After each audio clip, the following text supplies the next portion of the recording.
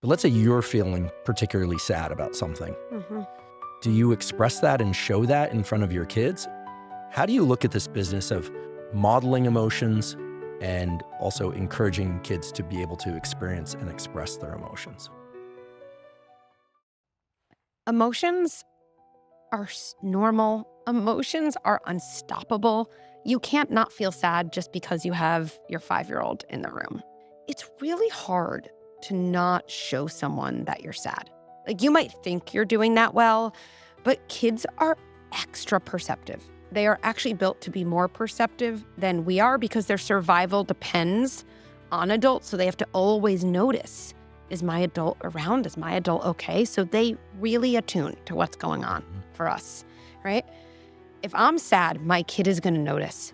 What do I do then? And as a principal, one of the things I think about often is information doesn't scare kids as much as the absence of information scares kids. You don't want your kid to be a teenager and adult who goes around the world unable to pick up on emotional cues from other people. That's not adaptive. And so the patterns we set with our kids when they're young inform their view of the world when they're older. And so here I am, let's say it's the situation of somebody dying and I'm upset. First of all, as a parent, tell yourself, it's not my kid seeing me sad that's going to destabilize them. It's seeing me sad and me making up a bogus story or denying it, because then my kid goes, pretty sure my mom was upset. Oh, she's not? Oh, she's pretending like nothing happened? Oh, she looks sad, but she's saying she's not sad.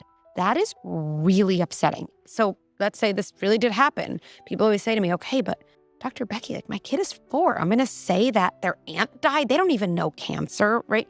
Kids can handle the truth, and they can handle the truth when it's told to them from a loving, trusted adult. It's kind of like me and you. Someone can tell us a hard truth, but it's from someone you feel safe with and that you feel like also believes in you and says it honestly. It might be hard, but it doesn't feel awful. So it's about saying to your kid, you saw me crying. One of my favorite kind of sentences to say to kids around this, because I think it really builds their confidence, is just, you were right to notice that. I was crying and I'm feeling sad. And look, you saw that. I'm going to tell you why. Aunt Sally died. Do you know what dying means? Dying is when someone's body stops working. Then I pause. Right, this wouldn't just be a monologue. I'll see how my kid responds. I might add, I'm not dying. Kids actually really need to hear that in hard times. I'm not dying.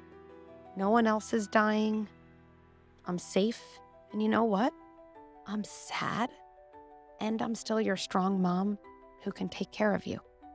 That sets the stage for such resilience and is kind of the opposite of everything's fine. My kid keeps seeing me crying. They keep hearing words they're not used to hearing: die, cancer, Aunt Sally, funeral, whatever it is. That situation is what makes kids feel really, really uncomfortable and unsafe.